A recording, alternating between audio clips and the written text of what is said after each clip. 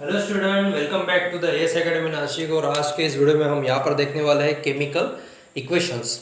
तो chemical equations क्या होता है? तो सिंपली एक सिंपल सेंटेंस में मैं आपको एक डेफिनेशन यहाँ पर बता देना चाहता हूँ। रिप्रेजेंटेशन, रिप्रेजेंटेशन, लेकिन किसका representation? Of chemical reaction, of chemical reaction. यानी कि जो भी केमिकल रिएक्शन है उसका अगर रिप्रेजेंटेशन जो करते हैं उसे हम सिंपली क्या बोल देंगे? केमिकल इक्वेशन यहाँ पर बोल देंगे। Okay, so representation of chemical reaction is nothing but the chemical equations. जैसे कि मैं आपको बोल दूँ कि आपको मैंने एक बैरल में कार्बन मोनोऑक्साइड और हाइड्रोजन गैस यहाँ पर दे दी है, कार्बन मोनोऑक्साइड और हाइड्रोजन गैस। ओके, तो यहाँ से ये दोनों को मिलाकर बाद में यहाँ पर बन जाएगा मिथेनॉल। क्या बन जाएगा? मिथेनॉल। ओके, जिसे हम बोल सकते हैं CH3OH, मिथेनॉल। ओके, तो यही जो केमिकल रिएक्शन यहाँ पर हो रहा है कार्बन मोनोऑक्साइड प्लस हाइड्रोजन, सो उससे हमें मिल रहा है CH3OH यहाँ पर मिल रहा है। तो इसको हम अगर केमिकल रिएक्शंस इक्वेशन फॉर्म में अगर लिखते हैं तो कैसे लिखेंगे? CO प्लस H2, यहाँ पर एरो देखते हैं। ओके, तो हमें वहाँ पर राइट हैंड साइड में मिल जाएगा CH3OH, जो कि हमारा मिथेनॉल होता है। ओके, तो यहाँ पर देखो carbon monoxide plus hydrogen gas is nothing but CH3OH। Okay, तो ये जो इक्वेशन यहाँ पर मैंने लिखा है that is nothing but the chemical equation. जो भी रिएक्शन है उसको अगर इक्वेशन में अगर रिप्रेजेंट कर दो तो वो हो जाएगा केमिकल इक्वेशंस। ओके, तो अभी यहाँ पर एक बात और बताना चाहता हूँ कि यहाँ पर मोर एंड मोर इन्फॉर्मेशन हम यहाँ पर लिख सकते हैं। जैसे कि हमें मालूम होता है कि जो भी स्टेट है, एक तो सॉलिड स्टेट होती है, एक लिक्विड स्टेट होती है, या फिर गैसियस स्टेट होती है, या फिर एक्वाइस स्टेट होती है। ओके, तो इसमें से कोई भी स्टेट यहाँ पर आप ब्रैकेट में लिख सकते हो। जैसे कि CO2 क्या है यहाँ पर? तो गैस है। हाइड्रोजन भी क्या है? तो गैस है। और CH3OH यानी कि जो मिथेनॉल हमें मिला है वो in the form of liquid यानी कि स्मॉल एल, तो उसके बॉटम साइड में हम लिख सकते हैं। ओके, तो ये हो गया हमारा रिप्रेजेंटेशंस ऑफ केमिकल रिएक्शंस इस तरह से, और उसी को हम बोल देंगे केमिकल इक्वेशंस। तो अभी एक सवाल ऐसे कि अगर मैं आपको CO2 ये CO कार्बन मोनोऑक्साइड और हाइड्रोजन गैस अवेलेबल कर दूं तो आप मिथेनॉल बना सकते हो क्या? तो सिंपली आपका आंसर हो जाएगा हाँ सर, बना सकता हूँ। मैं एक टैंक लूँगा, कंटेनर, उसमें आपने दी हुई कार्बन मोनोऑक्साइड उसमें प्लेस कर दूंगा और आपने दी हुई हाइड्रोजन गैस भी उसमें प्लेस कर दूंगा, और आफ्टर सम टाइम के बाद में देखूंगा तो मुझे मिथेनॉल मिल जाएगा, CH3OH मिल जाएगा। तो नहीं, तो आपको मैंने कार्बन मोनोऑक्साइड और हाइड्रोजन गैस भी दे दी, तब भी आप केमिकल रिएक्शंस करने के बाद भी आपको मिथेनॉल नहीं मिलेगा। क्यों नहीं मिलेगा? क्योंकि होती है उसकी कंडीशंस, केमिकल रिएक्शंस होने की भी एक कंडीशंस होती है। ओके, और वो कंडीशंस कौन कौन से होती है? वो कंडीशन सबसे पहले होता है प्रेशर, यानी कि सम केमिकल जो है वो सर्टन प्रेशर पे ही उसकी केमिकल प्रॉपर्टी या फिर केमिकल आइडेंटिटी वो वहाँ पर रिलीज करते हैं, वहाँ पर दिखाते हैं। उनमें जो फीचर्स होता है वो सर्टन प्रेशर पे। ओके, उसके बाद में है टेम्परेचर। कुछ एलिमेंट्स हमारे ऐसे हैं, केमिकल एलिमेंट्स, कि वो सर्टन टेम्परेचर के बाद ही रिएक्ट होते हैं। ओके, सो कंडीशंस यानी कि सेकंड हमारी हो जाएगी टेम्परेचर। ओके, और थर्ड हो जाएगी कैटलिस्ट। ओके, यानी कि आपने कौन सा इलेक्ट्रोलाइट्स, उसमें कौन सा सॉल्यूशन वहाँ पर यूज़ किया है। ओके, तो ये तो हम बाद में देख लेंगे, लेकिन सर्टन अमाउंट ऑफ कंडीशंस अगर वहाँ पर हो तब ही वहाँ पर केमिकल रिएक्शंस हो सकती है।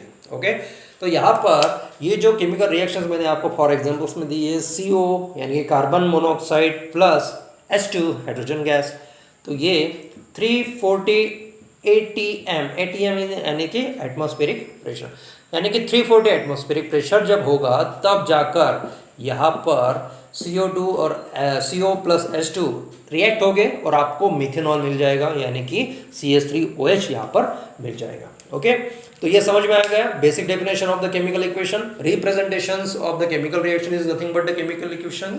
जो भी इक्वेशन केमिकल रिएक्शन को रिप्रेजेंट करता है उसे हम केमिकल इक्वेशन बोल देते हैं। ओके, और एक बात कि जो हम लेफ्ट हैंड साइड में जो है यहाँ पर CO प्लस H2, तो इसे हम बोल देते हैं रिएक्टेंट।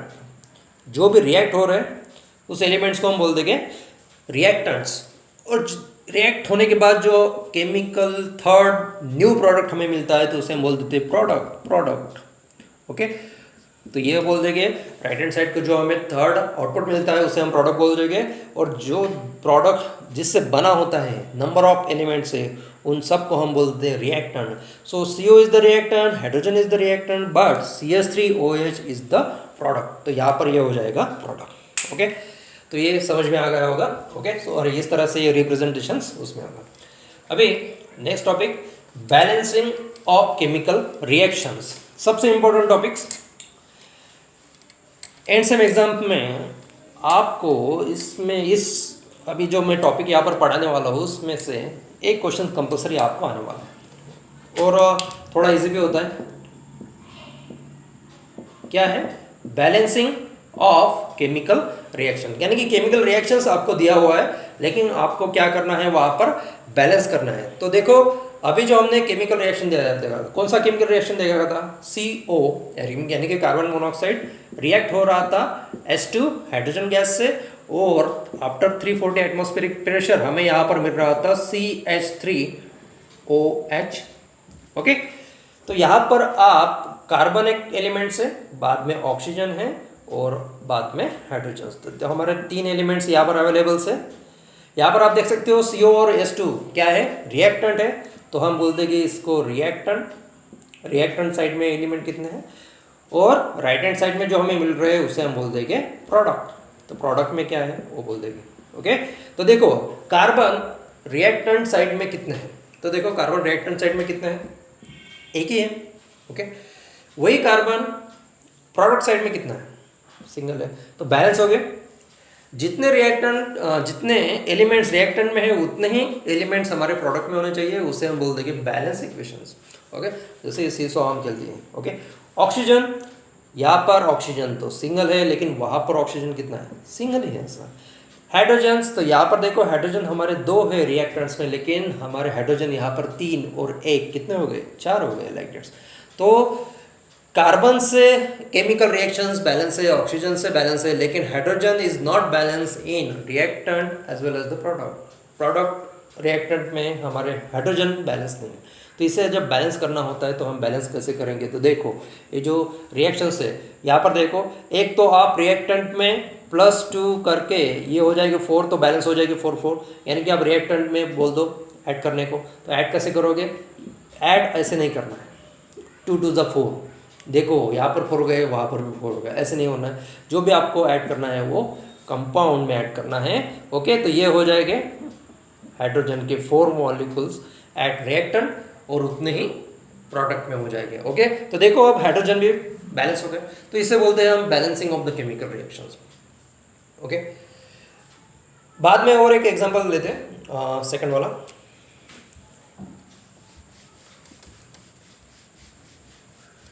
H2 + O2, कौन सा एग्जांपल है? 2H2 + O2। देखो 2H2 + O2 क्या हो जाएगा? H2। ओके, सो H2 + O2, तो यहाँ पर देखो हाइड्रोजन के एलिमेंट है और ऑक्सीजन है, एक रिएक्टेंट साइड में है, और एक प्रोडक्ट साइड में। तो चलो कैलकुलेट करेंगे। रिएक्टेंट साइड में हाइड्रोजन कितने हैं? तो देखो 4 है। प्रोडक्ट साइड में हाइड्रोजन के कितने हैं एलिमेंट्स? तो 2 ही है। ऑक्सीजन कितने हैं रिएक्टेंट में? 2 है। और ऑक्सीजन्स उसी तरह से प्रोडक्ट में कितना है? 1 है। तो देखो दोनों भी अनबैलेंस है, यानी कि दोनों को हमें बैलेंस करना होगा। तो यहाँ पर बैलेंस करने के लिए हम प्रोडक्ट साइड में अगर हम यहाँ पर 2 कर देते तो क्या होता है? देखो अगर हम प्रोडक्ट में 2 कर दें तो हाइड्रोजन के 2 × 2 कितने हो गए? तो हाइड्रोजन के हो जाएंगे 4। तो देखो 4 हो गए, लेकिन उसी समय हमारे ऑक्सीजन भी कितने हो गए? 2 हो गए। तो सिंपली प्रोडक्ट में मैंने 2 से मल्टीप्लाइड कर दिया H2O को, तो क्या हो गया? केमिकल रिएक्शन बैलेंस हो गया। ओके, सो इसी तरह से हम केमिकल रिएक्शन बैलेंस कर सकते हैं। हाँ, कोई स्टूडेंट है कि वो बोल देंगे कि सर यहाँ पर अगर 2 हम कर देते हैं तो 2 की जगह ऑक्सीजन का एक एलिमेंट हम कम कर सकते हैं। ओके, कितने थे हाइड्रोजन और ऑक्सीजन? हाइड्रोजन यहाँ पर 4 थे, हाइड्रोजन वहाँ पर 2 थे, ऑक्सीजन यहाँ पर 2 थे और ऑक्सीजन यहाँ पर 1 थे। तो ये 2 की जगह हम -1 करके 1 कर दे तो देखो बैलेंस हो जाएगा। ओके, तो ऐसे नहीं कर सकते क्योंकि ये फ्रैक्शन में हो जाएगा, क्योंकि इसे हमें जब -1 करना है तो यहाँ 1/2 करना पड़ेगा। सो 1/2 करके भी ये क्या हो जाएगा, बैलेंस हो जाएगा। 2 × 1/2 कितना हो जाएगा, 1, यानी कि ऑक्सीजन यहाँ पर कितना एलिमेंट हो जाएगा, 1 हो जाएगा रिएक्टेंट साइड में, ओके, प्रोडक्ट साइड में। तो ऑक्सीजन यहाँ पर 1 हो जाएगा, ऑक्सीजन बैलेंस भी हो जाएगा, लेकिन हमारा यहाँ पर आप जो देखोगे तो हमें ऑक्सीजन O2 कितना लेना है, ऑक्सीजन लेना है 0.5। सो 0.5 O2 लेना है, तो हमें कभी भी ये जो रिएक्शन है कभी भी हम फ्रैक्शन में नहीं छोड़ते हैं। तो ये करेक्ट तो है, लेकिन कभी भी हमें फ्रैक्शन में नहीं छोड़ना है, इसलिए हम इसे एज ए थ्योरेटिकली क्या बोल देंगे, इनकरेक्ट बोल देंगे। थ्योरेटिकली बोल रहा हूँ, लेकिन प्रैक्टिकली आप इसे अगर करोगे तो आपको एक केमिकल रिएक्शन मिलेगा, H2 आपको मिलेगा, पानी मिलेगा, ओके।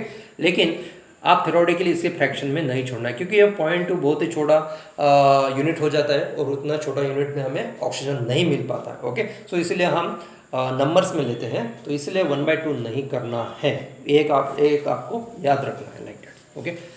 बाद में एक केमिकल रिएक्शन लेते हैं, थोड़ा सा और लेवल बढ़ाते हैं, ओके। कौन सा एक केमिकल रिएक्शन देखते हैं, HNO3 यहाँ पर है, HNO3 प्लस CaOH2। तो प्रोडक्ट में हमें मिल रहा है CaNO3 प्लस H2।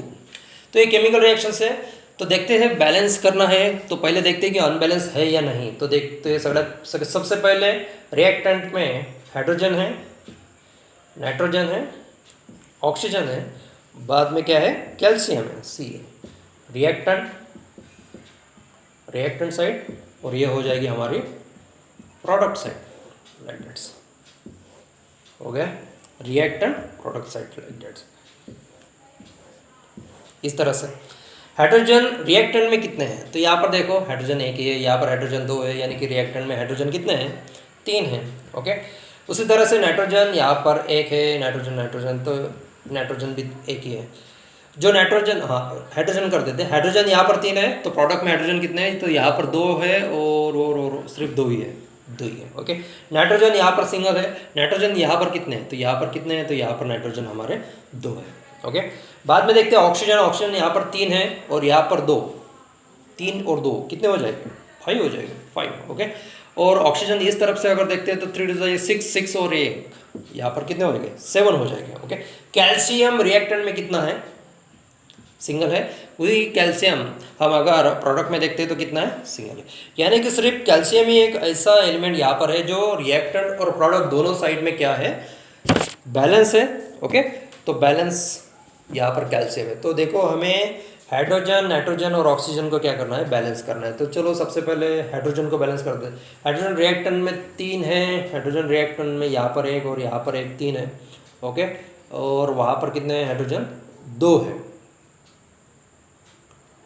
तो अगर यहाँ पर अगर हमने 2 से मल्टीप्लाई कर दिया तो क्या हो जाएगा, हाइड्रोजन यहाँ पर 2 हो गए और यहाँ पर 2, कितने हो गए रिएक्टेंट में, 4 हो गए, ओके। उसी तरह से यहाँ पर भी हम हाइड्रोजन 2 कर देते तो देखो 2 2 जा, तो यहाँ पर हमें क्या हो गया, 4 हो गए। लेकिन ये 2 जब हमने यहाँ पर ऐड किए तो उससे हाइड्रोजन पे इफेक्ट नहीं हुआ, तो एज वेल एज नाइट्रोजन और ऑक्सीजन पे उस पर इफेक्ट हो रहा है। तो देखो हमारे नाइट्रोजन भी अभी कितने हो गए, यहाँ पर 2 हो गए, तो नाइट्रोजन यहाँ पर ऑब्वियसली 2 हो गए, तो यहाँ पर 2 थे, तो ये भी बैलेंस हो गए, लाइक दैट्स, ओके। उसके बाद ऑक्सीजन्स कितने थे, ऑक्सीजन हमारे हो गए यहाँ पर 6 और ये 2 कितने हो गए, 8 हो गए। और उसके साथ साथ अगर रिएक्टेंट में देखते हैं तो ऑक्सीजन यहाँ पर 2, ऑक्सीजन यहाँ पर 2 और यहाँ पर 6, कितने हो गए, 8। तो ऑक्सीजन भी ऑटोमेटिकली क्या हो गए, बैलेंस हो गए। तो यानी कि यहाँ पर 2 HNO और 2 H2O, यहाँ पर रिएक्टेंट में 2 HNO मैंने ऐड कर दिया और प्रोडक्ट में क्या कर दिया, 2 H2O कर दिया, तो सब हाइड्रोजन, नाइट्रोजन और ऑक्सीजन क्या हो गए, ऑटोमेटिकली क्या हो गए, बैलेंस हो गए, ओके। तो इस तरह से हमें देखना होता है कि हम कहाँ पर कितना नंबर्स ऐड कर सकते हैं, जिससे हमारे रिएक्टर और प्रोडक्ट साइड में क्या है, एलिमेंट्स बैलेंस होने चाहिए, ओके। तो इसे हम कहते हैं balancing of the chemical reaction, okay. तो आज के वीडियो में इतना ही। और नेक्स्ट टॉपिक में हम देखेंगे कुछ और नए examples. Okay, thanks for watching this video.